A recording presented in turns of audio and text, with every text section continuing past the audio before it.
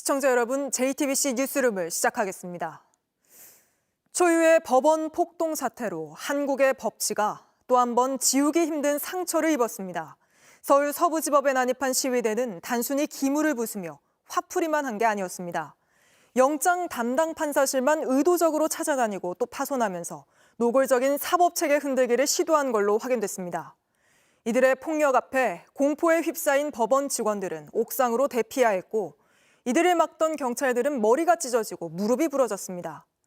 폭동의 밤 현행범으로 체포한 86명 중 66명에 대해 오늘 바로 구속영장이 신청됐습니다. 심가은 기자입니다. 윤석열 대통령이 구속된 어제 새벽 3시, 극렬 지지자들은 영장을 발부한 서울 서부지방법원 안으로 향했습니다.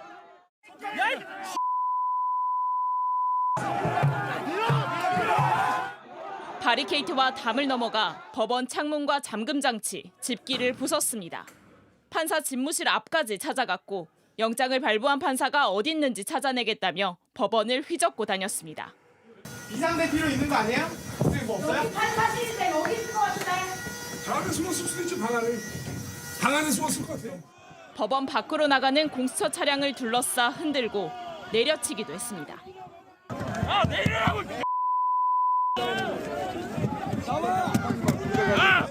극렬 지지자들의 법원 폭동 사태는 3시간 만에 진압됐고 현장에서 86명이 현행범으로 체포됐습니다. 경찰은 이 중 66명에 대한 구속영장을 오늘 신청했습니다. 경찰관을 폭행하고 법원 담을 넘은 10명, 서부지법에 침입한 46명과 공수처 수사관들을 위협하며 차 안에 감금한 혐의를 받는 10명입니다. 여기엔 유튜버 3명도 포함됐습니다. 경찰과 검찰, 법원은 모두 이번 폭동을 법치주의를 전면 부정하는 행위로 보고 엄중한 책임을 물을 것이라고 경고했습니다. 특히 판사를 위협하려 한 피의자들에겐 살인 예비 음모나 소요죄를 적용할지도 고려하고 있습니다. 초유의 법원 폭동 사태를 일으킨 이들은 곧 자신들이 부순 법원에서 구속영장을 발부받을 걸로 보입니다. JTBC 심가은입니다. 폭동을 막던 경찰은 머리를 10바늘이나 꿰매고 무릎이 부러지는 등 크게 다쳤습니다. 벽돌을 던지고 쇠파이프를 휘두르는데도 방패만 들고 맨몸으로 맞서야 했던 탓입니다. 위압감을 준다고 보호장구를 갖추지 못하게 한 건데 일선 경찰들 사이에선 이러려고 경찰 됐나 하는 반응이 나옵니다. 이자연 기자입니다. 폭동 현장엔 욕설과 고성, 폭력이 난무했습니다. 밀어! 야, 판사 나와! 경찰에게 쇠파이프를 휘두르고 머리를 향해 벽돌을 던진 지지자도 있습니다. 실질 심사가 있었던 18일부터 폭동이 일어난 19일 새벽 사이 경찰 42명이 다쳤습니다. 이 중 전치 3주 이상 치료가 필요한 중상을 입은 건 7명입니다. 한순경은 머리에 열상을 입어 10바늘을 꿰맸습니다. 무릎이 골절되거나 인대가 늘어난 경우도 있습니다. 오른손 4바늘을 꿰매고 중지가 부러지고 새끼손가락 인대가 파열됐습니다. 폭동을 막은 경찰들, 진압복도 헬멧도 없이 맨몸이었습니다. 앞서 집회에서 이런 차림이 위압감을 준다는 비판이 나오자 여론을 의식한 겁니다. 경찰 관계자는 완전 무장하고 경찰봉까지 들면 진압하러 나왔냐는 비난이 나온다고 설명했습니다. 이 때문에 경찰은 보호장비 없이 현장을 지켜야 했습니다. 그나마 주어진 방패는 밀고 들어온 지지자들이 달라붙어 빼앗았고 손 쓸 틈 없이 폭력에 노출돼 부상자가 나오면서 방어막이 뚫렸다는 설명입니다. 부상자가 나오기 시작하고서야 하나둘씩 보호장구를 갖췄다는 겁니다. 그러면서 일선 경찰들 사이에선 이러려고 경찰이 됐나, 친절함만 강조하고 공권력이 땅에 떨어지니 폭도들에게 맞아도 손도 못 쓴다는 반응이 나옵니다. 이 때문에 경찰은 어제 헌법재판소 앞으로 윤 대통령 지지자들이 몰려갔을 때 일부 경력에게 진압복과 헬멧을 착용하도록 했습니다. 경찰은 집회 현장에서 대응 수준을 높이는 방안을 검토하고 있습니다. JTBC 이자연입니다. 국민의힘 윤상현 의원이 법원 폭동 사태 직전 담을 넘다 연행된 사람들 있다고 해서 경찰 관계자하고 얘기를 했다. 곧 훈방될 거다. 이렇게 발언해 이번 사태를 부추겼다는 지적을 받고 있죠. 그런데 실제 윤 의원이 강남경찰서장에게 전화를 했다는 게 경찰청장 직무대행을 통해 확인됐습니다. 그런데도 국민의힘에선 경찰이 시위대에 길을 터줬다는 황당한 주장을 국회에서 했습니다. 이승환 기자입니다. 서울 서부지법 폭동 사태로 열린 국회 행정안전위원회 긴급 현안 질의에선 윤상현 국민의힘 의원의 법원 담을 넘다 체포된 사람들에 대한 훈방 조치 발언이 도마에 올랐습니다. 이 과정에서 이호영 경찰청장 직무대행은 지난 18일 밤 윤 의원이 서울 강남경찰서장에게 연락한 사실을 공개했습니다. 윤상원 의원이라고 소개하시고 서부지원 연행자 있죠? 이렇게 하고요. 잘 처리 부탁한다 이런 쪽으로만 취지로만 언급하셨고요. 법사위에서도 야당 의원들은 국민의힘 의원들이 폭동 사태를 선동하고 있다며 공세를 폈습니다. 차은경 잡자 이 선동을 누가 하는 겁니까? 국민의힘 윤상현이 하고 있고 그리고 미국으로 갔어요. 이 윤상현 잡아서 처벌해야 합니다. 국민의힘은 이재명 민주당 대표 등은 구속되지 않았다며 공정성 문제부터 제기했습니다. 폭동 사태를 막지 못한 책임을 경찰에 돌리기도 했습니다. 경찰이 끝까지 막아서야 되는 거 아닙니까? 비키니까 계속 올리고 샷터 올리고 길을 터줬잖아요. 주말 당직 판사가 영장 업무를 맡은 것까지 문제 삼자 법원 행정처 차장이 나서 관련 의혹을 일축했습니다. 왜 영장 판사들이 있음에도 불구하고 그냥 주말 당직 판사에게 이런 것을 맡겼느냐. 주말에 접수되는 당직 영장 사건에 대해서는 당직 판사가 담당을 하도록 내규를 정하고 있습니다. 정치적 논란이 생길 수 있기 때문에 여러 사정을 고려를 해서 원칙대로 당직 판사가 담당한 것으로 알고 있습니다. 폭력은 정당화될 수 없다면서도 이번 폭동 사태의 책임을 줄곧 다른 곳으로 돌린 겁니다. JTBC 이승환입니다. 현장에 있던 법원 직원들도 큰 정신적 충격을 받았습니다. 직원들은 음료수 자판기까지 동원해 1층 현관문을 막으려 했지만 결국 뚫리자 방화벽을 작동시키곤 옥상으로 대피해야 했습니다. 공포에 떨어야 했던 직원들은 진압이 완료된 뒤에도 또 쳐들어올까 봐 법원을 떠나지 못하고 전기 차단을 준비하기도 했습니다. 계속해서 김혜리 기자입니다. 극렬 지지자들이 소화기를 쏘며 경찰을 밀어붙이던 시각, 법원 직원들도 비상이 걸렸습니다.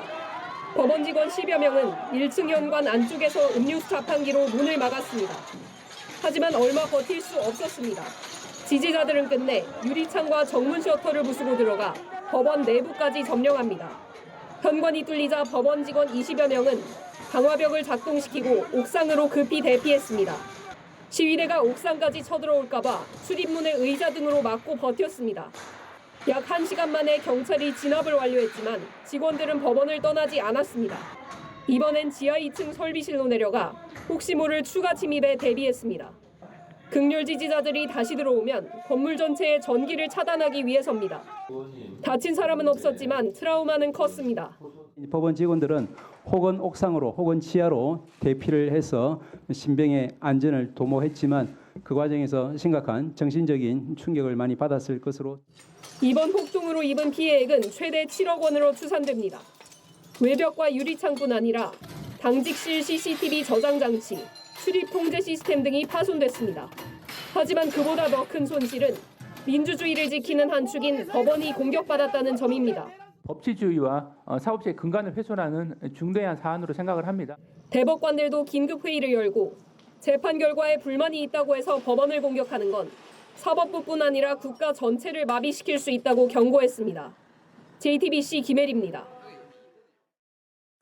큰 상처를 입은 법치를 바로 세우기 위해서는 엄정한 수사와 제대로 된 처벌이 이뤄져야 합니다. 법원을 습격한 이들에게 소요죄 적용도 검토되고 있는데 얼마나 무거운 형을 받게 될지 법조팀 조혜연 기자와 따져보겠습니다. 자, 조 기자, 일단 공무집행 방해죄가 적용됐지만 소요죄를 포함한 죄명이 더 늘어날 수도 있는 거죠? 네, 경찰은 폭동 당시 영상을 분석하고 있는데요. 수사 과정에서 공무집행 방해에 더해 특수 건조물 침입 그리고 공용물 파괴 혐의 등이 추가로 적용될 수 있습니다. 특히 경찰은 이 소요죄에 해당하는지도 검토하고 있습니다. 근데 그 소요죄는 길게는 징역 10년까지 처벌하는 범죄 아닙니까? 네, 여러 명이 한 지방의 평화나 공공의 안전을 해하는 정도의 폭행, 협박 또는 손괴의 범행을 저지를 때 적용됩니다. 1년 이상 10년 이하의 징역 또는 1,500만 원 이하의 벌금에 처하도록 규정하고 있습니다. 네. 이 최대 징역 10년형까지 선고가 가능한 겁니다. 또 경찰을 다치게 한 사람들에게는 특수공무집행방해 치상죄가 적용될 수 있습니다. 이는 역시 3년 이상의 징역에 처할 수 있는 중범죄입니다. 양형 기준에는 또 여러 명이 다수의 공무원을 다치게 한 경우에는 징역 7년형까지도 권고하고 있습니다. 유리창을 비롯해서 CCTV 저장 장치, 굉장히 많은 것들이 파손이 됐습니다. 그 구체적인 피해액도 확인이 됐죠. 그렇습니다. 대법원은 이번 폭동 사태로 일단 물적 피해액이 6억 원에서 7억 원에 달한다고 밝혔습니다. 네. 이 보시듯이 외벽 타일이 아주 심하게 훼손됐고 창문도 많이 깨졌습니다. 또 관제실의 CCTV 저장 장치와 컴퓨터 모니터도 파손됐고요. 여기에 더해서 셔터와 출입 통제 시스템, 또 책상이나 이런 집기류 그리고 미술품까지도 파손된 것으로 파악됐습니다. 이 복구에 상당한 비용과 시간이 필요할 것으로 예상됩니다. 굉장히 많은 것들이 파손이 됐는데 그 비용은 폭동 피의자들에게 물리는 거죠? 네, 천대엽 법원행정처장은 오늘 국회에서 이 불법 행위에 가담한 전원에 대한 철저한 추궁이 필요하다, 이런 여러 대법관의 말이 있었다고 밝혔습니다. 네. 또 손해배상을 청구하겠다는 뜻도 밝혔는데요. 이 경찰의 신체적, 정신적 피해 그리고 법원 직원이 입었던 정신적 피해들까지 이 손해배상 범위에 포함될 수도 있습니다. 그리고 또 그 7층 판사실에 난입하는 영상을 어제 저희가 단독 보도해드렸는데 이 영장 전담 판사의 방에 들어간 게 또 확인이 됐습니다. 네, 천대엽 법원행정처장이 오늘 국회에서 이 판사실 난입 상황에 대해서 좀 자세히 설명을 했는데 이건 한번 들어보시겠습니다.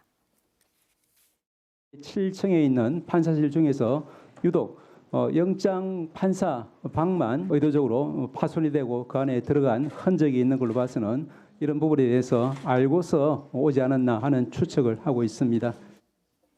네, 서부지법에는 영장 전담 판사가 2명 있는데 모두 윤 대통령의 체포영장을 발부했습니다.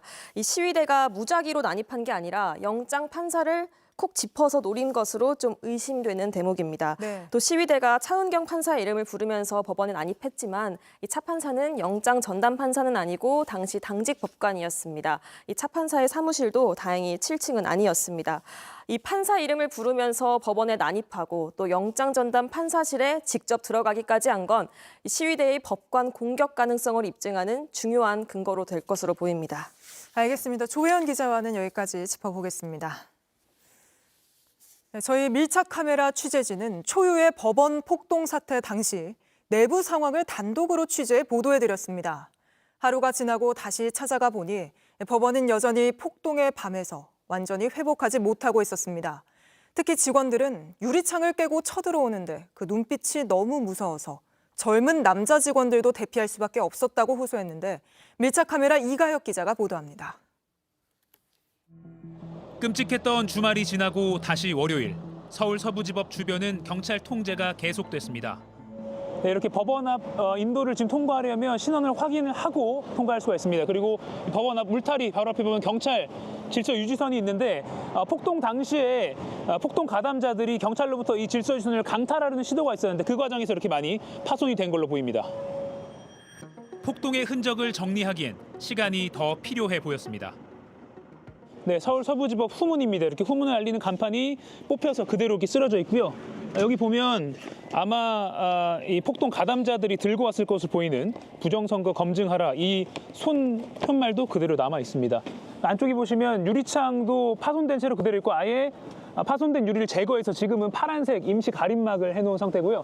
이 안쪽에 보면 이제 유리를 다시 갈아 끼우기 위해서 작업자들이 이렇게 사이즈를 측정하는 모습도 볼 수가 있습니다. 그 밑으로 이 서부지법 외벽 이 자체가 다 산산조각 난 모습도 볼 수가 있습니다. 2025년 1월 19일 일요일 그 새벽으로 시간을 돌려봅니다. 윤 대통령 구속 소식이 전해지고 한 남성이 마이크를 들고 경찰을 향해 외칩니다. 국가가 정복됐는데 왜 우리를 막습니까? 잠시 후 사람들이 법원 후문 울타리를 넘어 들어갑니다. 경찰 방패를 빼앗아 창문을 깨는 장면도 보입니다.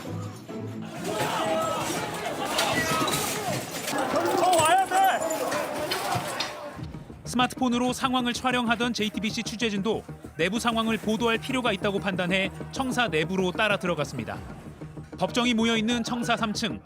아까 밖에서 마이크를 들고 소리치던 그 남성이 소화기로 유리문을 여러 차례 내려칩니다. 영장 발부 판사 이름을 거칠게 부르는 소리도 들립니다. 판사들의 개인 집무실이 있는 7층. 사건 관련 기록, 판사 개인 물품 등이 있어 출입이 엄격히 제한되는 이곳에서도 차은경 판사를 색출해내려는 시도는 계속됩니다. 비상될 필요 있는 거 아니에요? 선생님 뭐 없어요? 여기 판사실인데 여기 있을 것 같은데. 저 안에 숨었을 수도 있죠. 방 안에 숨었을 것 같아요. 한 남성이 또 다른 판사 집무실 문을 발로 부숩니다. 전도사로 알려진 한 보수 유튜버 이모 씨로 확인됐습니다. 문을 부수고 빈집털이 하듯 판사 집무실을 드나듭니다. 여기 없어요. 한 손엔 소화기, 다른 한 손엔 쇠파이프를 든 사람도 보입니다. 법원과 일상을 함께해온 인근 상인들은 충격을 금할 수 없습니다. 황당하죠. 우리나라 민주화가 이것밖에 안 되는 건지. 네, 그렇습니다. 참담합니다. 참담해. 법원 직원들의 충격은 더 큰 상황입니다. 법원 노조를 통해 폭동 당시 서부지법 직원들의 상황을 들을 수 있었습니다. 계속 직원들이 막고 있었는데 이제 막을 수 없을 상황이 딱 된 것 같은 걸 감지하고 이제 대피하라고 보안관리대가 해서 이렇게 나갈 수 있는 옥상이 8층이랑 11층에 있거든요. 거기에 대피하고 계시다가 유리를 깨고 쳐들어오는 폭동 가담자들의 눈빛이 무서웠다고 합니다.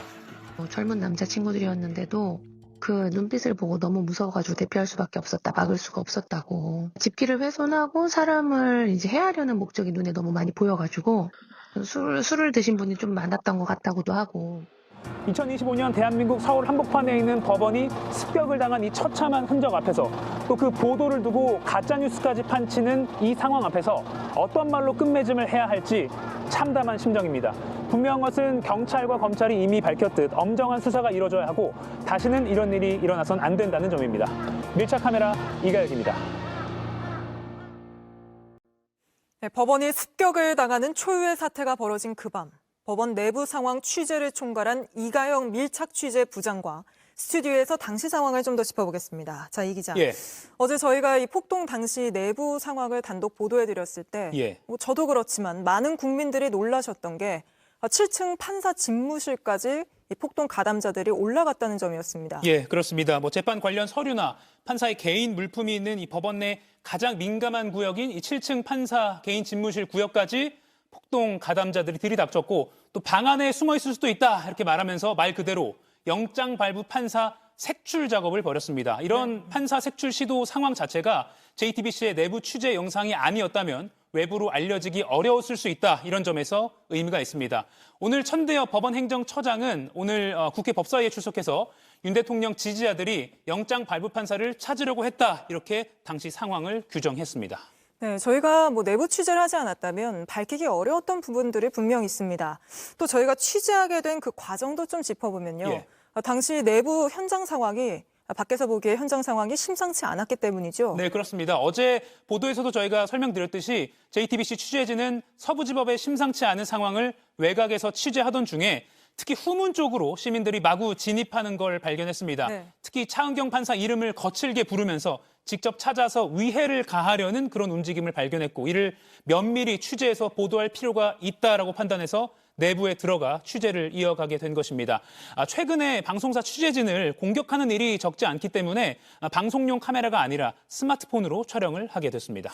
그런데 JTBC 보도 내용을 두고 근거 없는 가짜 뉴스까지 확산이 되고 있습니다. 네, 그렇습니다. 어제 저희 보도 영상을 캡처해서 갖가지 근거 없는 허위 정보가 퍼지고 있습니다. 유튜브나 커뮤니티 댓글뿐만 아니라 일부 온라인 언론사에서도 이런 내용을 퍼뜨리고 있습니다. 하나하나 설명해 드리죠. 대표적인 게 청산의 이 3층 유리문을 소화기로 부수는 이 녹색 점퍼 남성이 JTBC 기자다 이런 허위 정보입니다.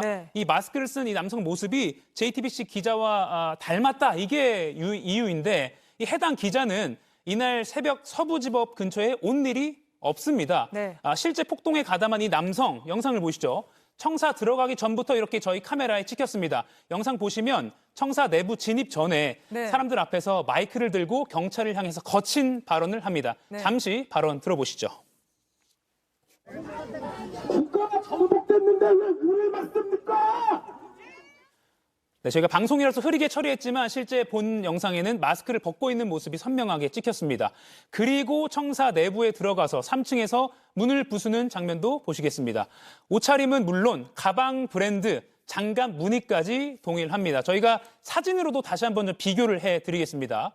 얼굴은 저희가 방송이라서 역시 흐리게 처리했지만 원본의 얼굴은 선명하게 확인 가능하고요. 보시죠. 뭐 장갑, 그리고 점퍼, 그리고 C 브랜드인 가방까지 모두 네.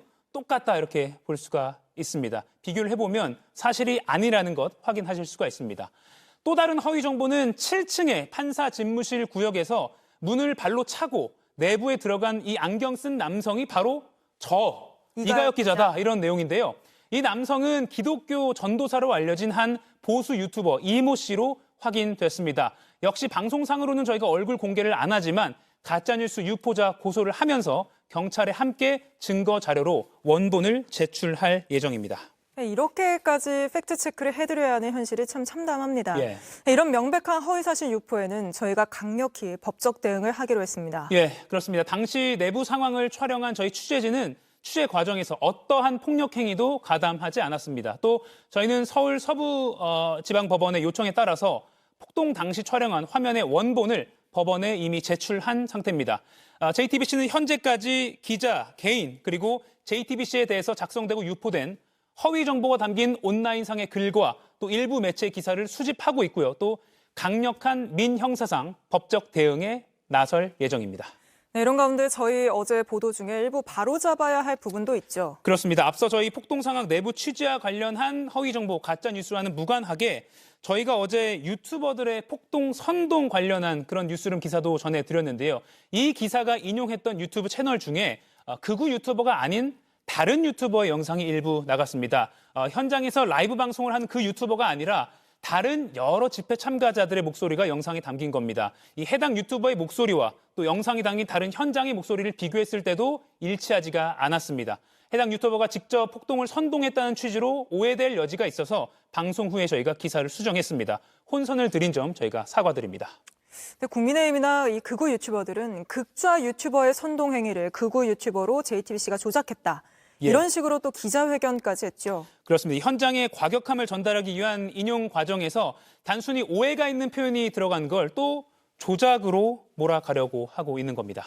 네, 알겠습니다. 여기까지 들어보죠. 이가영 밀착 취재 부장이었습니다. 네, 윤 대통령은 구속된 뒤에도 공수처 조사를 계속해서 거부하고 있습니다. 이 때문에 공수처가 지금 현재 윤 대통령에 대한 강제 구인을 시도하고 있는 걸로 보이는데 바로 현장 연결해 보겠습니다. 자, 박현주 기자, 이 공수처 검사들이 구치소로 향했다고요? 네, 그렇습니다. 공수처 검사와 수사관들이 탄 차량은 오늘 오후 3시쯤 서울구치소로 도착했습니다. 공수처와 구치소 간 거리는 약 5m 정도인데 차로 10분 정도면 갈 수 있는 거리입니다. 짧은 거리다 보니까 이 분주한 움직임도 그대로 포착되고 있는 상황입니다. 오후 4시 30분쯤에는 반대로 이 경호처 직원들이 이곳 공수처 건물에 와서 안을 점검을 했는데 경호처 대형 버스도 뒤따라서 이 공수처 건물 옆편에 주차를 해둔 상태입니다. 청사 보안도 강화하고 있는데요. 이 만일의 상황을 대비해서 이 청사 바깥에는 경찰 버스로 차벽을 세워둔 상태이고요. 경찰 경력들도 속속 이곳을 도착하고 있습니다. 공수처 검사는 구치소로 향했고 공수처에는 경호처 차량이 도착해 경비를 강화하고 있는 상황이어서 강제 구인이 임박했다는 얘기가 나오는 겁니다. 네, 윤 대통령이 조사를 계속해서 거부하니까 공수처가 강제 구인까지 나선 거군요. 그렇습니다. 윤 대통령은 어제에 이어 오늘도 별다른 설명 없이 공수처 조사에 응하지 않았습니다. 체포 당일인 지난 15일을 빼고는 공수처 조사에 일체 응하지 않았는데요. 첫 조사에서 조서에 서명과 날인을 하지 않았고 묵비권을 행사했습니다. 그러자 공수처도 결국 강제 구인에 나서게 된 건데요. 공수처는 구금된 피의자가 출석에 응하지 않으면 피의자를 구인할 수 있다는 대법원 판례를 근거로 강제 구인을 할 수 있다고 보고 있습니다. 네, 그런가 하면 윤 대통령 측이 이 외부인 접견 금지 조치에 대해서 반발하는 입장도 냈죠. 네, 그렇습니다. 공수처는 어제 윤 대통령이 변호인을 제외한 사람을 만날 수 없도록 접견을 금지했습니다. 윤 대통령 측은 현직 대통령의 눈과 귀를 가리는 것이라는 입장문을 내고 바로 반발했습니다. 하지만 공수처는 말 맞추기 등 증거를 인멸할 우려가 있다는 입장입니다. 네, 앞으로 윤 대통령 측은 어떻게 하겠다는 입장입니까? 네, 윤 대통령은 일단 헌재 탄핵 심판에는 나가겠다는 계획입니다. 윤 대통령 측은 날짜를 특정하지는 않았지만 곧 출석할 것이라고 말했습니다. 이미 구속이 된 만큼 수사 대신 탄핵 심판에 주력하는 전략을 세운 것으로 보입니다. 지금까지 공수처에서 JTBC 박현주입니다. 구속된 윤 대통령은 3평 남짓한 크기의 일반 수용소 독방에 수용됐습니다. 다른 수용자들처럼 신체 검사를 받고 수용복을 입은 상태로 이른바 머그샷도 찍었는데 별다른 저항 없이 협조했다고 합니다. 여도현 기자입니다. 오늘 국회에서 열린 현안 질의에는 법무부 교정본부장이 출석해 윤 대통령의 수감 생활을 설명했습니다. 윤 대통령은 구속영장이 발부된 뒤 입소 절차부터 밟았습니다. 일반 재수자와 똑같이 신체 검사를 받았습니까? 네, 그렇습니다. 머그샷도 찍었습니까? 네, 그렇습니다. 일반 수용자들과 동일하게 수영복으로 갈아입은 윤 대통령은 수영동에서 하루를 보냈고 특별한 저항 없이 협조했다고 합니다. 수영번호 역시 부여받았지만 번호가 공개되진 않았습니다. 윤 대통령은 일반 독방의 3배 정도 되는 독방에 수감됐습니다. 전직 대통령들 예하고 비슷하게 한 3.6이나 7평 정도 된다는 보고를 받았습니다. 교정본부장은 윤 대통령을 구치소에서 데리고 나오겠다고 한 정광훈 씨의 선동에 대해 가능하지 않은 일이라고 일축했습니다. 구치소가 뚫릴 가능성이 있어요, 없어요? 없습니다. 들어가려고 시도하면 어떻게 할 거예요? 저희들 우리하고 경찰하고 같이 외곽 경비를 철저히 하고 있기 때문에 바로 체포하도록 하겠습니다. 대통령 독방 옆의 방을 모두 비운 건 아니지만 교도관들이 경계 업무는 철저히 하고 있다고 했습니다. 일반 재소자와 거리상 많이 떨어지고 격리되어 있는 특별한 사동에 지금 수감이 돼 있죠? 네, 뭐 그렇게 보셔도 일반 아울러 윤 대통령은 일반 재소자와 마주칠 일이 거의 없고 운동 시간이 되면 따로 한다고 전했습니다. JTBC 여도현입니다. 이런 가운데 윤 대통령이 체포영장 집행 직전 경호처에 총을 쏠 수 없냐며 사실상 총기 사용을 지시했다는 진술을 경찰이 확보했습니다. 이에 대해 김성훈 차장은 알겠다고 답했던 걸로 전해졌습니다. 또 경호처에 권총과 공포탄을 옮겨놓으라는 지시도 내려왔다는 진술도 나왔습니다. 김한수 기자입니다. 윤석열 대통령은 지난 10일과 12일 사이 경호처 부장단과 오찬을 가졌습니다. 당시는 2차 체포영장 집행이 임박했다는 소식이 전해졌던 때입니다. 윤 대통령은 이 자리에서 총을 쏠 수는 없냐고 물었고 김성훈 경호차장이 네 알겠습니다라고 답변한 것으로 조사됐습니다. 경찰 국수본 관계자는 지시를 직접 들었다는 관계자도 있다고 밝혔습니다. 앞서 경찰에 출석한 김 차장은 무력 사용 지시를 받지 않았다고 주장했지만 이를 뒤집는 정황이 나온 겁니다.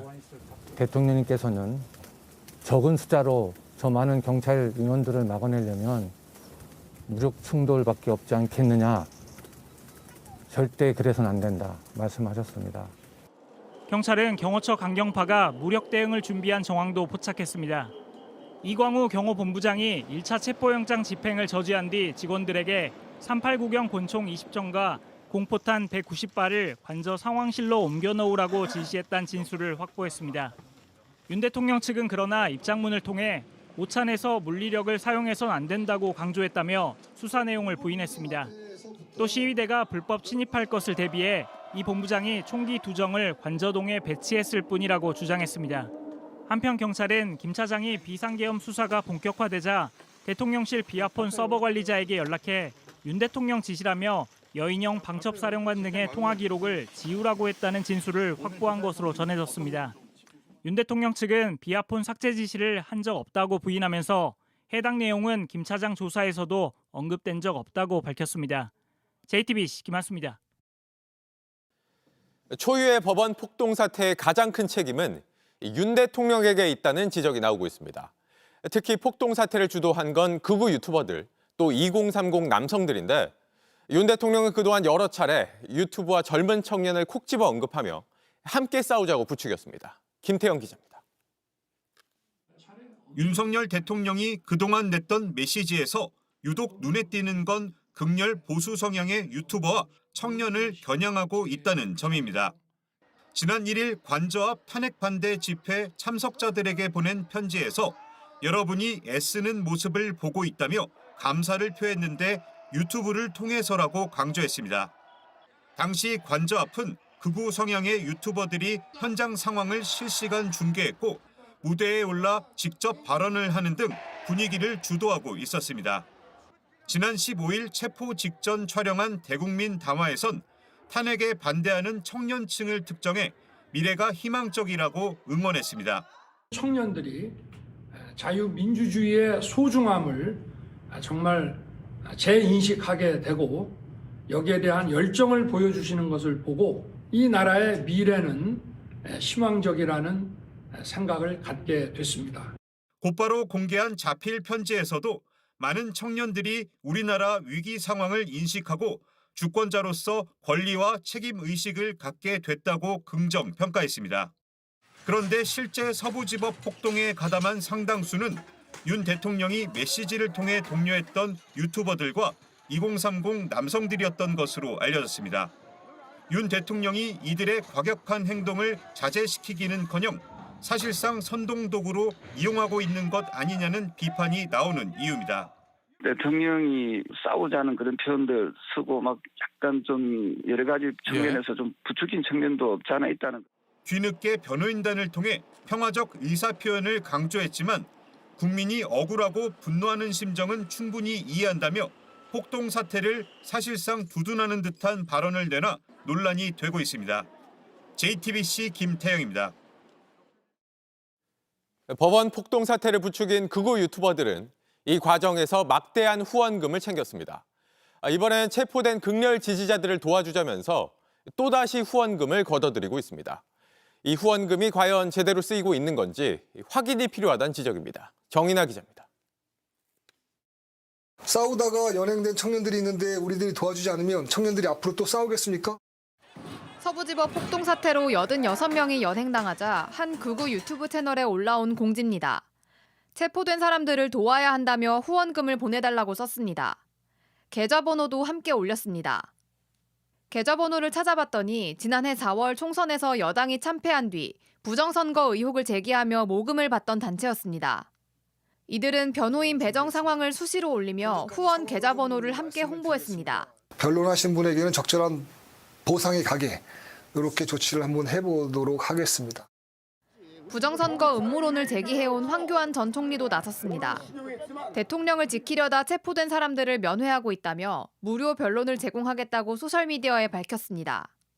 그러면서 다른 변호사를 모집할 비용이 필요하다고 후원금을 요청했습니다. 변호사 자격이 정지된 강용석 씨도 똑같은 주장을 담은 영상과 함께 후원금 계좌를 올렸습니다. 본인은 변호를 할 수 없지만 다른 변호사들에게 부탁할 테니 지원해달라는 겁니다. 은평구 서울 서부경찰서 앞에 왔습니다. 저희가 도움을 원하는 분들 6분들에게 선인계를 받았고요. 댓글에는 입금했다, 응원하겠다는 반응이 이어졌습니다. 이들의 호소가 얼마나 통할지는 알 수 없지만 유튜버들 주장대로 후원금이 목적에 맞게 쓰이는지 확인이 필요하다는 목소리가 나옵니다. JTBC 정인아입니다. 내란 사태 이후 극우 유튜버들은 많게는 한 달에 1억 원 넘는 후원금을 걷어들이면서 말 그대로 돈방석에 앉았습니다. 후원금 규모가 정확히 얼마나 되는지, 세금은 제대로 내고 있는 건지도 파악이 안 되고 있습니다. 김산 기자입니다. 한남동 관저 앞에선 체포영장을 막아내자 선동했던 극우 유튜버들. 윤석열 대통령은 우리만 바라보고 있다. 구속을 앞두고는 서부지법으로 몰려가자고 외쳤습니다. 윤석열 대통령이 힘을 얻으려고 우리는 바로 공덕동으로 이동을 하려고 합니다. 이들은 유튜브 생방송 내내 후원을 호소했습니다. 하여튼 여러분들이 성원이 필요해요. 성원이 지금 적극적인 성원이 필요한데 그런 애국 활동을 하기 위해서 여러분들의 성원이 필요합니다. 12.3 내란 사태 이후 극우 유튜버들이 벌어들인 돈이 많게는 한 달에 1억 원이 넘는 것으로 확인됐습니다. 더불어민주당 정의령 의원실 자료를 보면 구독자 수 162만 명의 한 유튜버는 계엄 이후 1억 2,500여만 원을 벌었습니다. 계엄 전에 비해 배가 넘게 뛴 겁니다. 다른 극우 유튜버 6명도 계엄 전보다 평균 수입이 2.1배 늘었습니다. 실시간 방송 중 채팅으로 후원받는 슈퍼챗 수익만 집계한 금액입니다. 유튜브 방송 한 켠에 띄워놓는 별도 계좌로 들어오는 후원금까지 포함하면 수익은 훨씬 클 걸로 예상됩니다. 모두 종합소득세 신고 대상이지만 세금을 물리긴 쉽지 않습니다. 과세 사각지대에 있어 본인이 제대로 신고하지 않으면 후원금 규모를 정확하게 파악하기 어렵기 때문입니다. 국세청이 나서서 강도 높은 세무조사를 실시해야 한다는 주장이 거세지고 있습니다. JTBC 김산입니다. 법원 폭동 사태는 법원 판단이 마음에 들지 않으면 그래도 된다는 식의 주장들이 바탕이 됐습니다. 판사 출신 국민의힘 조배숙 의원, 전광훈 씨, 역술인 천공까지 이들은 법을 무시해도 된다는 주장을 국민 저항권이라고 포장해 극렬 지지자들을 부추겼습니다. 최현수 기자입니다. 조배숙 국민의힘 의원은 이달 초 국회에서 국민 저항권을 언급했습니다. 주권자는 국민입니다. 그러면 그때 그 국민이 저항권을 발동할 수밖에 없어요. 판사 출신인 조 의원이 실정법에도 존재하지 않는 개념을 공식석상에 꺼내들며 대통령 탄핵 심판을 맡은 헌재에 사실상 좌표를 찍은 셈입니다. 비슷한 시기 윤석열 대통령 부부와 친분이 있다고 알려진 역술인 천공도 같은 논리를 펼칩니다. 저항권으로 해서 국회 해산. 이걸 명령해야 돼. 국민이 명령해야 돼. 국민들을 어렵게 만드는 국회는 너희는 해산해야 되는 거예요. 이거 지금 안 하면 안 돼요. 그러자 온라인상에서는 윤 대통령 지지자들이 국민 저항권을 앞세워 5.18이 별거냐, 무기고를 털고 장갑차를 몰자 같은 극단적인 주장을 하기 시작했습니다. 헌법재판소 게시판에도 헌재에 몽둥이 짐질을 해도 면죄가 되느냐는 등의 협박성 발언이 올라왔습니다. 결국 서울 서부지법 폭동 사태까지 벌어졌지만 사랑제일교회 전광훈 씨는 계속 국민 저항권을 주장했습니다. 국민 저항권이 이게 이제 시작이 됐기 때문에 윤석열 대통령도요, 구치소에서 우리가 데리고 나올 수도 있어요. 탄핵 반대 지지층 중심으로 나온 국민 저항권 발언이 폭동을 부추긴다는 비판이 나오며 논란이 되자 조 의원은 오늘 법사위에서 국내 헌법 학자의 이야기였다며 비폭력적인 방법으로 해야 한다는 것이었다는 이해하기 어려운 해명을 내놓았습니다. JTBC 최현수입니다. 이렇게 폭동 사태를 부추긴 주장들을 놓고 여당 안에서도 국민 저항권은 그럴 때 쓰는 말이 아니란 비판의 목소리가 나왔습니다. 이런 식의 폭동이 아니라 내란 사태처럼 대통령이 헌법과 법률을 어겼을 때 국민들이 나서는 게 국민 저항권이란 겁니다. 김필준 기자입니다. 법조인 출신의 김상욱 국민의힘 의원은 법원 폭동 사태를 두고 국민 저항권을 언급하는 건 부적절하다고 밝혔습니다. 국민 저항권은 민주주의를 정면으로 훼손하고 국민 생명에 직접적인 위해를 가하는 경우에 적용될 수 있는데 윤 대통령 구속영장 심사엔 해당되지 않는다는 겁니다. 그러면서 국민 저항권은 오히려 12.3 내란 사태 같은 경우에 고려될 수 있다고 덧붙였습니다. 또 서부지법 폭력 사태에는 윤 대통령을 비롯한 여권의 책임이 있다는 취지로도 말했습니다. 국무역 공개해서 나를 지키라. 그런 선동들, 또 그런 선동들을 이용하려는 정치 집단들, 이런 것들이 겹치면서 사회 갈등이 올라와 버린 겁니다. 조경태 국민의힘 의원은 이제라도 대통령이 수사에 임해 추가 폭동을 막아야 한다고 말했습니다. 더 이상의 폭력 사태가 발생하지 않도록 대통령 역시도 수사에 대해서는 좀 더 적극적으로 임하고 좀 협조하는 것이 바람직하지 않느냐. 전문가들도 일부 윤 대통령의 극단적인 지지자들이 주장하는 국민 저항권은 현 시점에서 개념도 발동 요건도 맞지 않는다고 말합니다. 민족 기본수단 전면적으로 부정돼서 다른 구제 수단이 전혀 없을 때 이럴 때 최후의 수단으로 발동되는 게 저항권이거든요. 그렇기 때문에 지금 그 민족 기본수단을 부정해버린 게 공권력을 파괴한 세력이잖아요, 지금. JTBC 김필준입니다. 부정선거 음모론자들은 선관위 연수원에서 중국인 99명이 체포됐고 주한 미군이 이들을 일본으로 압송했다는 가짜 뉴스를 진짜라고 믿고 있습니다. 주한 미군이 이에 대해서 완전히 거짓이라고 공식 입장을 냈습니다. 이 가짜 뉴스를 보도했던 신문사 스카이데일리는 경찰에 고발됐습니다. 윤세민아 기자가 취재했습니다. 지난주 인터넷 매체 스카이데일리는 비상계엄 당일 계엄군과 미군이 선거 연수원을 급습해 중국 국적자 99명을 체포했다면서 이들이 일본 오키나와 미군 기지로 이송됐다고 썼습니다. 정보 출처는 미군 소식통이라고만 적었습니다. 저도 취재 기자한테 너무 깊이는 안 물어봅니다. 정보가 살 수 있을까. 윤 대통령 측은 보도 당일 탄핵 심판 2차 변론에서 곧바로 이 기사를 인용하며 부정선거 의혹이 사실로 확인된 것처럼 주장했습니다. 하지만 정작 스카이 데일리 측이 인용한 미군은 해당 기사가 완전히 거짓이라고 했습니다. 주한 미군 측은 선관위 연수원에서 중국인을 체포한 적이 있는지 묻는 JTBC 질의에 오늘 해당 기사에서 언급한 미군에 대한 설명과 주장은 완전히 거짓이라고 밝혔습니다. 스카이 데일리 측에 대해선 국민의 신뢰를 해칠 수 있는 잘못된 정보의 확산을 막기 위해 책임 있는 보도와 사실 확인을 촉구한다는 입장도 덧붙였습니다.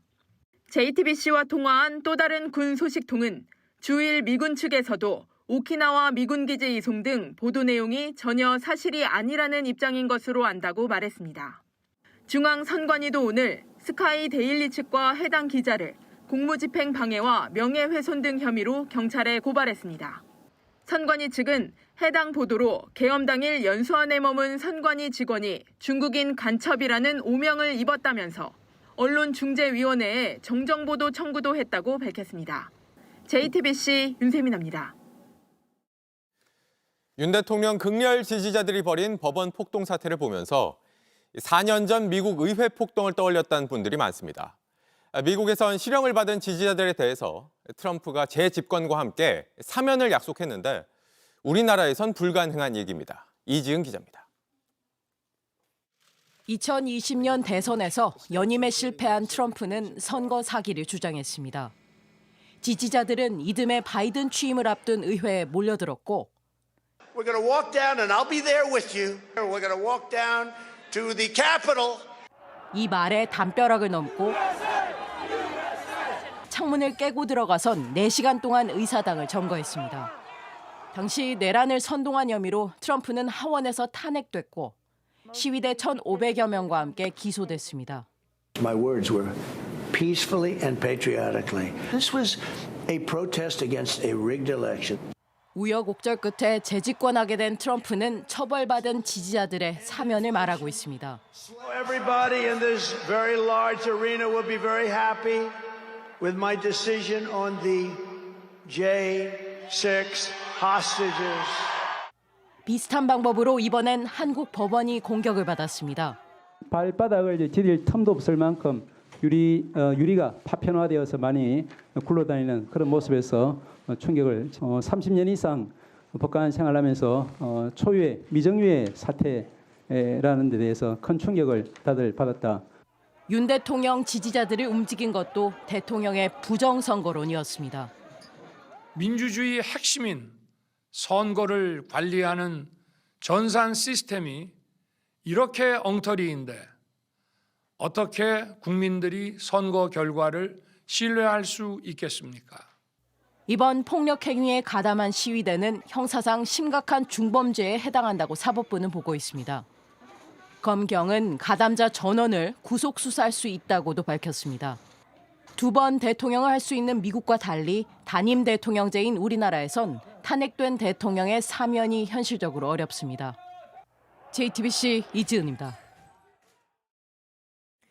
김용현 전 장관이 윤석열 대통령 측 주장을 정면 반박하는 진술을 했던 걸로 확인됐습니다. 윤 대통령 측은 헌법재판소에 계엄 포고령은 김 전 장관이 잘못 뺏긴 거라고 주장했는데 김 전 장관은 앞선 검찰 조사에서 포고령 쓸 때 윤 대통령이 직접 법전을 찾아보고 지침을 줬다는 취지로 진술했던 겁니다. 유선희 기자의 단독 보도입니다. 김용현 전 국방부 장관은 검찰 조사에서 자신이 계엄 포고령 1호 초안을 썼다고 인정했습니다. 그러면서 작성 과정을 자세히 진술했는데 윤석열 대통령이 포고령 작성 과정에 관련 법전을 찾아봤다는 취지의 진술을 한 것으로 확인됐습니다. 윤 대통령이 야당의 행동을 지적하면서 이 정도면 행정, 사법 기능이 다 마비돼서 포고령 선포 요건에 해당한다는 식으로 지침을 줬다는 겁니다.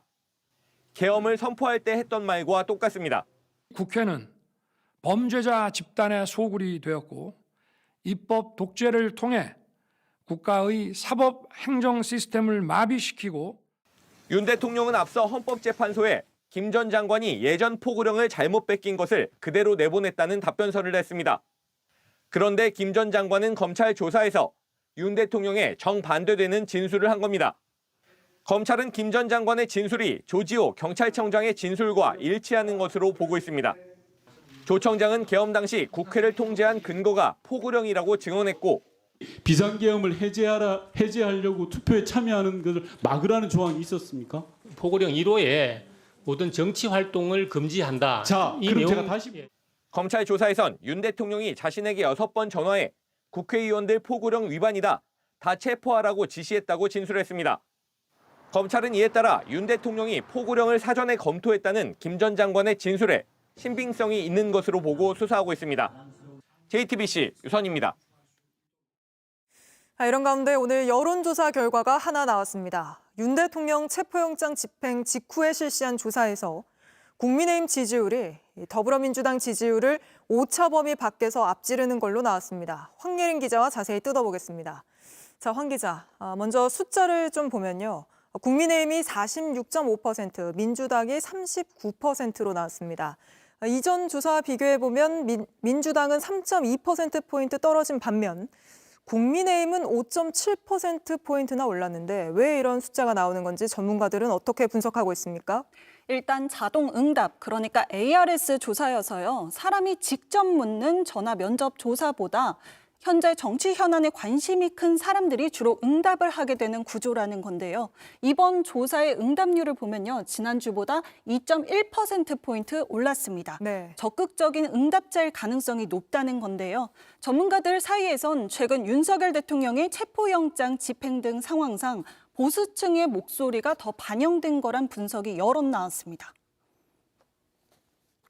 진보 성향이신 분들은 일종의 좀 해소가 됐습니다. 보수 성향이신 분들은 그렇지 않은 거죠. 오히려 더 다급해지고 좀 목소리가 커질 수밖에 없는 상황으로 좀 더. 네, 세부적인 조사 내용을 좀 뜯어보면 30대와 중도 이념 성향을 잘 모른다고 한 이들이 움직인 영향이 있다고요. 네, 응답자의 이념 성향을 보면요. 중도층에서 국민의힘 지지율이 34.5%에서 39.0%로 올랐고요. 본인 성향을 잘 모른다고 답한 이들 가운데에서도 국민의힘 지지가 30.3%에서 43.9%로 올랐습니다. 네. 연령별로는요. 30대가 좀 눈여겨볼 만한데요. 여기서 보이듯 38.5%에서 46.4%로 올랐습니다. 전문가들은 국민의힘이 일종의 트럼프 전략을 써왔는데 이게 효과가 있었던 걸로 보인다고 분석했습니다. 윤 대통령이 재판 지연을 외치면서 경제 위기를 강조했는데 이런 것들이 중도층과 30대 중심으로 효과가 있었다는 겁니다. 때는 경제에 영향을 받는 층하고 정치적인 지지층에 응집하는 측이 동시적으로 작용해서 무당층 같은 경우는 이데올로기보다는 경제 이슈에 민감하게 반응하는 편이거든요. 정치적 이슈뿐만 아니라 경제적 이슈에 좀 반응하기 시작했다라고 볼 수가 있을 것 같은데. 그런데 이 경제 위기는 12.3 내란 사태가 촉발한 측면이 큰 거 아닙니까? 네, 계엄 사태 이후 불안정성이 커지고 경제 위기가 온 건 맞습니다. 그런데 민주당이 이 국면에서 국정을 안정적으로 다루는 모습을 보여주지 못했다는 겁니다. 네. 한덕수 대통령 권한대행 등 탄핵 경고가 잇따랐고요. 또 내란 특검법이나 양곡법 등 현안에서도 여당과 타협하는 모습을 충분히 보여주지 못했다는 분석이 나왔습니다. 그러면 민주당과 이재명 대표 책임이 크다 이게 있고요. 압도적 의석과 민주당 입법 행정권을 다 가져가는 거에 대한 두려움이 좀 있는 상태고. 차기 집권 세력의 선호도를 묻는 질문에서 여당에 의한 집권 연장 그리고 야권에 의한 정권 교체 이게 오차범위 내에서 차이가 나타났다는 것도 맥락에서 풀이됩니다. 네, 같은 맥락으로 보이는군요. 황예린 기자와 여론조사 여기까지 짚어보고 민주당 분위기를 좀 보겠습니다. 네, 이렇게 지지율 역전 현상이 벌어지자 민주당은 여론조사 결과에 연연하지 않겠다면서도 다소 당혹스러워하는 모습입니다. 이재명 대표는 오늘 6개의 시중은행장을 불러 간담회를 열었는데 비판적인 시각을 의식한 듯 듣는 자리라는 것을 강조했습니다. 한민정 기자입니다. 지지율 역전에 이어 오차 범위 밖으로 국민의힘과 격차가 벌어진 결과가 나오자 민주당은 표정 관리를 하는 모습이었습니다. 박찬대 원내대표는 당장의 여론조사 결과에 연연하지 않겠다면서도 여론조사 결과에 의문을 제기했습니다. 여론조사의 결과 중에서도 좀 의아한 것은 국민의힘 차기 대선 주자 1위로 김문수 장관이 지금 나오고 있거든요. 여론의 추이도 해석이 참 어렵지만 조금 더 여론의 추이를 좀 지켜보겠습니다. 당 지도부는 그러면서 여론조사 검증 특별위원회를 출범시키겠다고 밝혔습니다. 왜곡이나 조작이 의심되는 여론조사에 대해 심의위원회 조사를 의뢰하고 제도 개선도 해나가겠다는 겁니다. 민주당은 민생 경제를 더 챙기며 수권 정당의 면모를 부각시키려는 모습입니다. 지난달 14일 윤 대통령 탄핵소추안이 통과된 이후 사용해온 회의장 벽면 메시지도 안정과 성장을 강조하는 문구로 바꿨습니다. 이재명 대표는 국회에서 은행연합회장 등 6개 시중은행장들과 간담회를 열었습니다. 시중은행장을 불러들인 건 압력으로 작용할 수 있다는 지적을 의식한 듯 이 대표는 듣는 자리임을 강조했습니다. 오늘은 일부에서 얘기하는 것처럼 뭘 강요해가지고 뭘 얻어보거나 아니면 뭔가를 갖다 강제하기 위한 건 전혀 아닙니다. 필요로 하는 것들이 어떤 것인지 저희가 충분히 들어보고 또 여러분들이 활동하는데 우리 정치권이 어떤 도움을 줄 수 있는지 그런 얘기. 여당에선 경제 회생에 시급한 법안부터 먼저 처리해야 마땅하다고 비판했습니다. JTBC 한민정입니다. 명태균 씨가 두 번째 재판에서 검사가 증거인멸을 교사했다고 주장했습니다. 휴대전화를 전자레인지에 돌려 폐기하라 했다는 겁니다. 그러자 검찰도 즉각 휴대전화를 버린 이유를 추궁하며 나온 말이라며 증거인멸을 권유한 적이 없다고 반박했습니다. 윤정주 기자입니다. 지난달 첫 재판에서 침묵했던 명 씨는 오늘 열린 두 번째 재판에선 폭탄 발언을 쏟아냈습니다. 명 씨는 재판에서 포렌식에서 강혜경 씨가 주장한 오빠 녹취가 나오지 않았다며 여론 조작도 밝혀진 게 없는데 검찰이 짜깁기 수사를 하고 있다고 주장했습니다. 그러면서 검사가 내 휴대전화를 전자레인지에 돌려 폐기하라고 했다며 검찰의 증거인멸 교사를 주장했습니다. 검찰은 즉각 반박했습니다. 포렌식에서 나온 자료는 공소사실에 맞는 것만 선별한 것일 뿐 짜깁기한 게 아니다고 했습니다. 전자레인지 발언에 대해선 명 씨가 처남을 통해 휴대전화를 버린 이유를 추궁하며 나온 말이라며 왜 본인이 직접 폐기하지 않았냐고 물었을 뿐 증거인멸 교사를 한 게 아니라고 반박했습니다. 검찰은 또 강혜경 씨도 공범으로 수사 중이라며 편파 수사한 적이 없다고도 했습니다. 명 씨 측은 대화 내용이 모두 영상 녹화돼 있다며 공수처에 검찰을 고발하겠다는 뜻을 밝혔습니다. 그때 당시에 검사가 이야기한 내용들을 갖다가 공개를 하든지 또 논의를 좀 더 해보고 고발 여부를 결정할 계획입니다.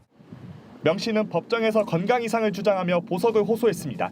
재판부는 그러나 오늘 보석 여부는 판단하지 않았습니다. JTBC 윤정주입니다. 네, 이제 6시간쯤 뒤면 트럼프 당선인이 47대 미국 대통령에 공식 취임합니다. 트럼프 2기가 시작되면서 당장 방위비 분담금을 비롯해 우리나라도 만만치 않은 과제들을 받아들 걸로 보이는데 워싱턴 현지 연결해 취임식 소식부터 짚어보겠습니다. 정강현 특파원, 트럼프 당선인이 정확히 언제부터 대통령 업무를 시작하게 됩니까? 네, 현지 시간으로 20일 낮 12시, 우리 시간으로 내일 새벽 2시부터 공식 업무에 들어갑니다. 취임식을 하루 앞둔 어제는 지지자 약 2만 명이 모인 가운데 마가 승리 집회가 열렸는데요. 트럼프는 승리 집회에 이어 만찬장에서도 집권 2기의 정책 방향을 분명히 밝혔습니다. 차례로 들어보시죠. Every radical and foolish executive order of the Biden administration will be repealed within hours of when I take the oath of office. Within hours of taking office, I will sign dozens of executive orders, close to 100 to be exact. 그러니까 바이든 뒤집기에 속도를 내겠다 정도로 요약할 수 있겠는데요.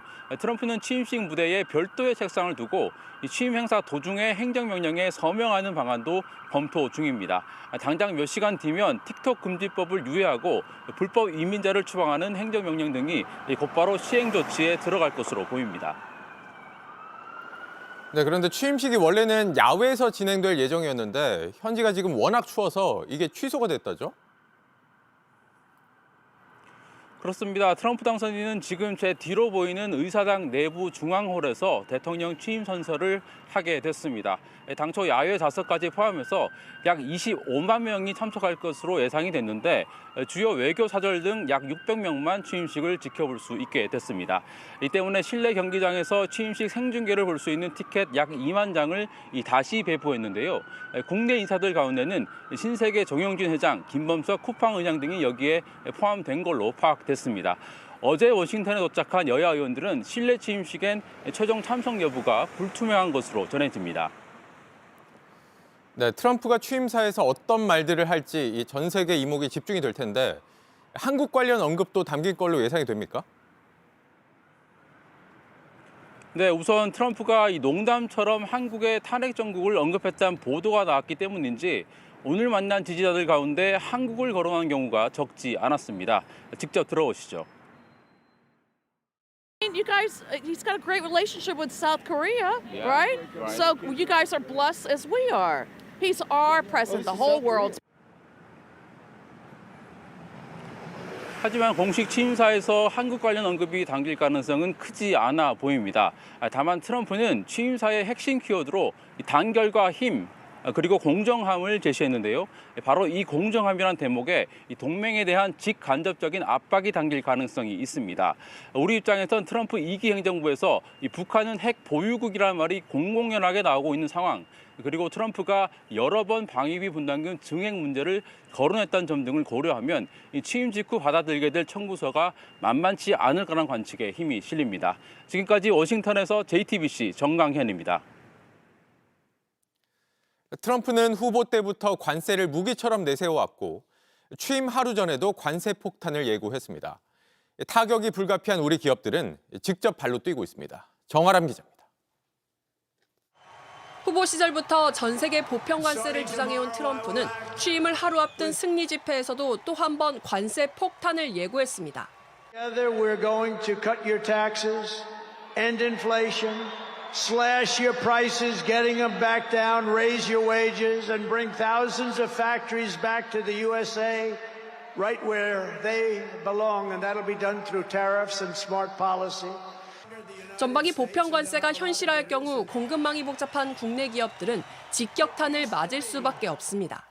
실제 우리 총 수출이 최대 65조 원 줄어들 수도 있다는 연구 결과도 있습니다. 트럼프 2기 경제팀 면면을 봐도 관세 옹호론자가 많은데 관세를 외교 협상 카드로 활용할 가능성도 배제할 수 없습니다. 고관세에다 1,500원에 육박하는 환율도 불확실성을 키우고 있습니다.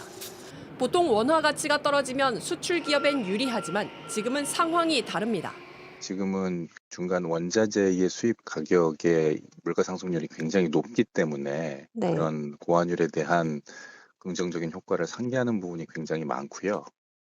관건은 한미 간 물밑 협상인데 내란 사태 여파로 대미 창구는 사실상 막혀 있는 상태입니다. 일부 기업들은 직접 트럼프 눈도장 찍기에 나섰습니다. 정용진 신세계 회장과 김범석 쿠팡 창업자는 실내로 장소가 바뀌며 인원이 대폭 줄어든 트럼프 취임식과 무도회에 나란히 참석합니다. 트럼프식 미국 우선주의가 일기 때보다 더 강해질 걸로 전망되는 가운데 국내 기업들은 관세와 환율, 정치 불확실성까지 삼중고를 겪고 있습니다. JTBC 정아람입니다. 노동자 6명이 숨진 광주 화정 아이파크 아파트 붕괴 사고 3년 만에 책임자들에 대한 법원의 첫 판단이 나왔습니다. 현장 소장을 비롯한 실무자들에겐 징역형이 내려졌지만 경영진은 책임을 피했습니다. 정진명 기자입니다. 아파트 외벽이 뜯어지듯 무너져 내립니다. 짓고 있던 아파트였습니다. 무너진 16개 층 콘크리트 잔해에 노동자 6명이 숨지고 1명이 다쳤습니다. 경찰은 수사 끝에 불법 구조 변경과 부실 시공으로 일어난 인재로 결론 내렸습니다. 사고 3년 만에 오늘 첫 1심 판결이 나왔습니다. 재판부는 현장 책임자인 현대산업개발과 하청업체 현장 소장 2명에게 각각 징역 4년을 선고했습니다. 사고 원인으로 꼽히는 콘크리트 지지대 해체에 관여한 직원을 포함해 실무진 9명도 징역형을 선고받았습니다. 재판부는 7명의 사상자가 발생해 중대한 피해가 생겼고 수분양자들에게도 피해를 안겼다고 봤습니다. 하지만 권순호 당시 현대산업개발 대표를 포함한 경영진 3명에게는 모두 무죄를 선고했습니다.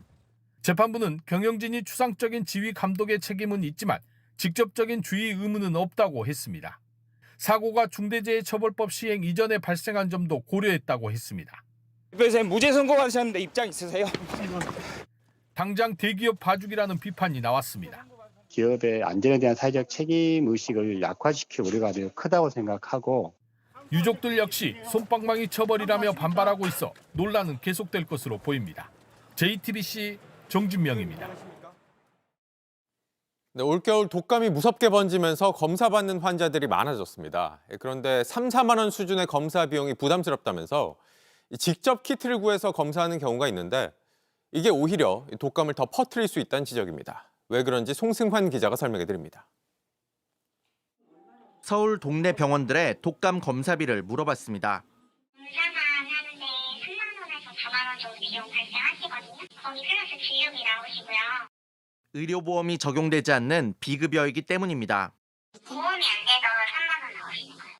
4인 가족이 모두 검사를 받으면 최대 12만 원, 비용이 부담스러울 수밖에 없습니다.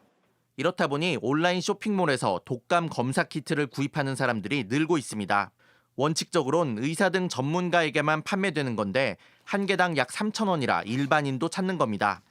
하지만 독감 검사는 코로나19와 달리 자가 진단이 더 어렵습니다. 굉장히 깊게까지 들어가야 되는데 이제 자기가 아파서 비관까지 했는데 안 나왔다. 그러면 이 환자는 치료 시기를 놓치고 또 다른 사람을 감염도 시킬 수 있어서 진단 오류로 되레 독감이 더 확산될 수 있는 겁니다.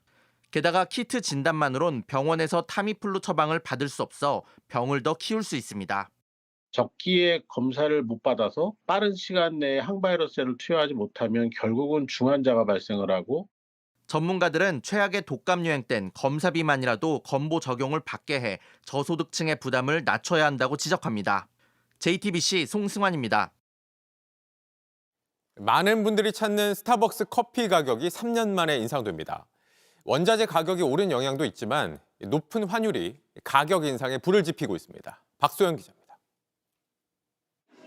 스타벅스가 오는 24일부터 22개 메뉴 가격을 인상하기로 했습니다. 가장 많이 마시는 톨 사이즈 아메리카노가 4,700원으로 200원 오르고 카페라떼와 까라멜 마키아토도 각각 200원씩 인상됩니다.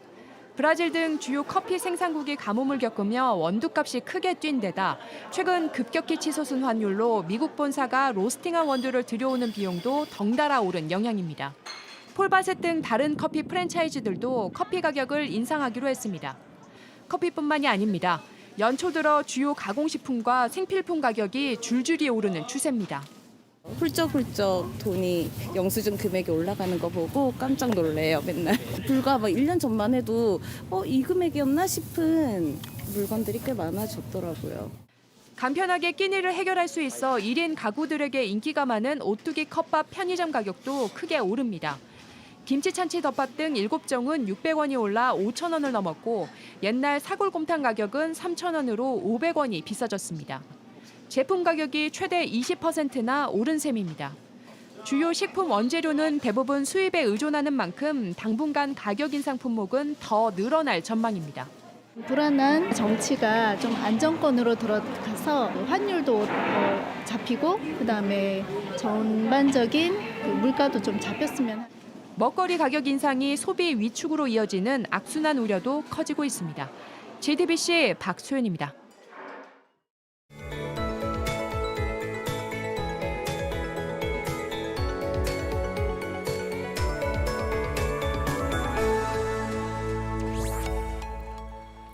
일 년 중 가장 추운 날이라는 절기 대안에 추위 대신 미세먼지가 찾아왔습니다. 전국 곳곳이 먼지로 인해 이렇게 회색빛으로 물들었는데요. 서울을 포함한 수도권과 충남에는 초미세먼지 주의보가 발표됐고요. 미세먼지 비상 저감 조치까지 내려졌습니다. 내일도 전국의 공기질이 탁하겠습니다. 특히 오전에는 중부와 경북의 초미세먼지 농도가 매우 나쁨 수준까지 치솟겠습니다. 먼지 차단용 마스크를 꼭 착용하시기 바랍니다. 아침에는 짙은 안개까지 뒤엉키면서 가시거리가 더욱 짧아지는 곳이 많겠고 동해안의 대기는 무척 건조하겠습니다. 그래도 날은 포근하겠는데요. 낮 동안 서울이 8도까지 오르면서 마치 초봄처럼 느껴지겠습니다. 아침 기온은 서울과 전주가 영하 1도로 오늘보다 낮게 시작하겠고요. 낮에는 청주 8도, 부산 12도까지 오르면서 평년보다 더 따뜻하겠습니다. 이번 주 내내 추위 걱정은 없겠습니다. 날씨였습니다. 뉴스룸 저희가 준비한 소식은 여기까지입니다. 시청해주신 여러분 고맙습니다.